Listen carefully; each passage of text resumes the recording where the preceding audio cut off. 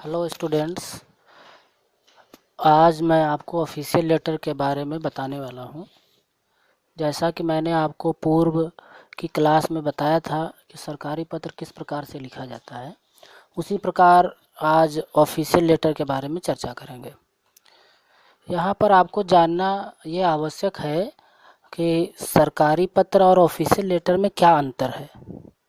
तो सरकारी पत्र आपका हिंदी भाषा में लिखा जाता है और ऑफिशियल लेटर आपका इंग्लिश लैंग्वेज में लिखा जाता है, इंग्लिश भाषा में लिखा जाता है।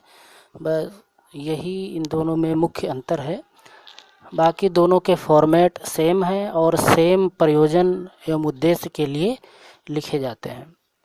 अब इसके बाद मैं आपको इनके पार्ट्स के बारे में बताऊंगा कि इनको कितने पार्ट्स में डिवाइड किया गया है, कितने भागों में इनको डिवाइड किया गया है। तो देखते हैं।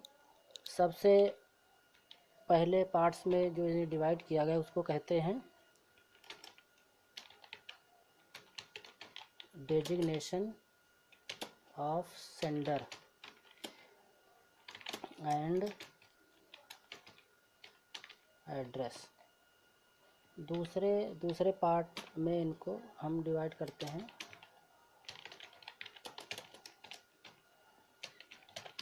Receiver and address.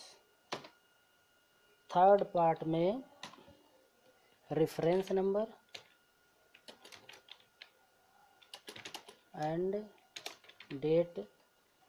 Fourth part है सब्जेक्ट। फिफ्थ पार्ट में सैल्यूटेशन। सिक्स पार्ट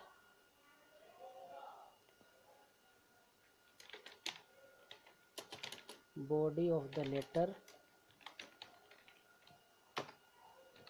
सेवेंथ में एनेक्सर और आठवां पार्ट इसका होता है टर्मिनेशन।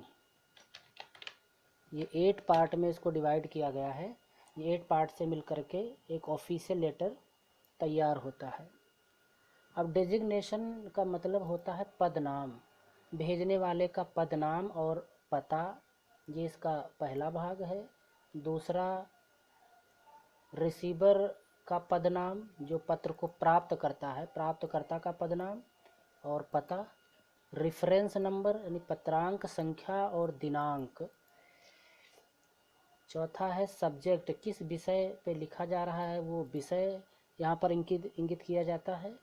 और सैल्यूटेशन में संबोधन सूचक शब्द सर या मैडम का प्रयोग। उसके बाद में बॉडी ऑफ द लेटर, जो पत्र का जो कंटेंट वाला जो पार्ट होता है, जिसमें हम लिखते हैं पत्र का कारण, किस उद्देश्य से लिखा जा रहा है, उसका सल्यूशन क्या है, वो भाग इसमें हम लिखते हैं।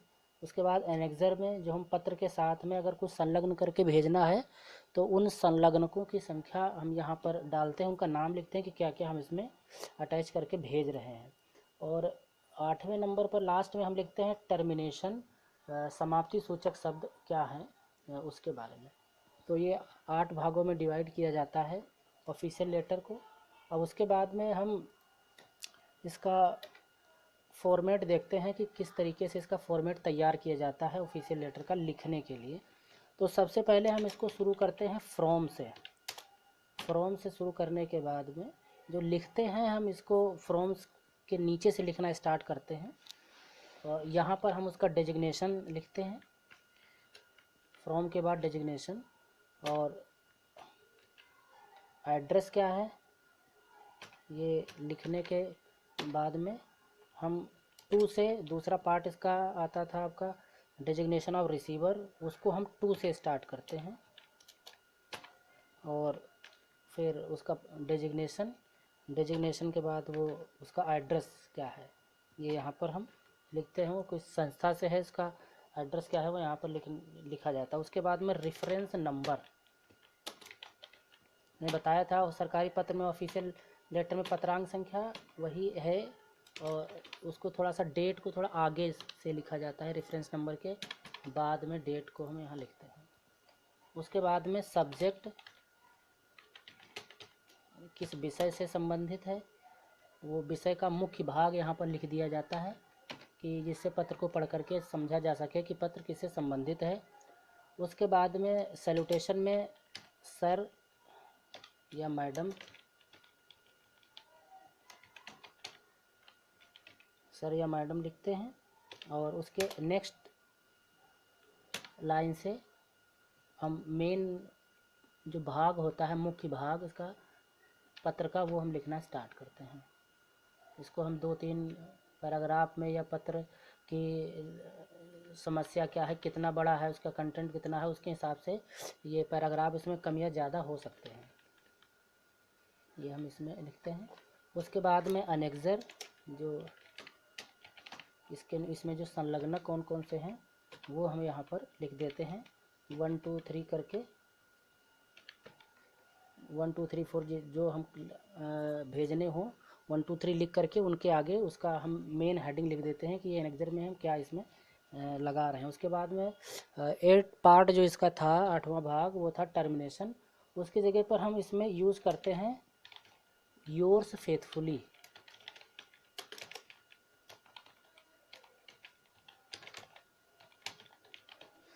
योर्स फेथफुली, और उसके नीचे हम पद नाम लिखते हैं यहाँ पर, डेजिग्नेशन जो होगा वो हम यहाँ पर लिखते हैं।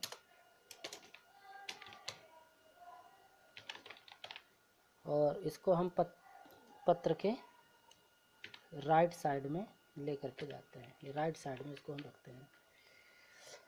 यहाँ पर डेजिग्नेशन लिखा जाएगा, जो लिखने वाला है उसका पद का नाम क्या है वो। तो ये हमारा एक फॉर्मेट है कि किस तरीके से इसको हम लिखते हैं, किस सांचे में लिखते हैं, इसका फॉर्मेट क्या है। ये फॉर्मेट हमारा ऑफिशियल लेटर का होता है। इसी तरीके से आप अपना जब कभी भी आपको लिखना हो ऑफिशियल लेटर, तो इस फॉर्मेट पर आप लिखेंगे। अब उसके बाद में हम एक एग्ज़ाम्पल से इसको देखते हैं और समझने का प्रयास करते हैं। इस हिसाब से जैसे फ्रॉम है, फ्रॉम में ये जो भेजने वाला है उसका पद का नाम, ये सेक्रेटरी उसके पद का नाम है। और उसके बाद में उसका डिपार्टमेंट का एड्रेस और कहाँ है वह डिपार्टमेंट, वो यहाँ लिखा जाता है। फिर 2 में यानी सेवा में, जैसे हिंदी में लिखते थे सेवा में, तो वही सेम 2 का अभिप्राय सेवा में है। और उसके बाद में ये पद का नाम, और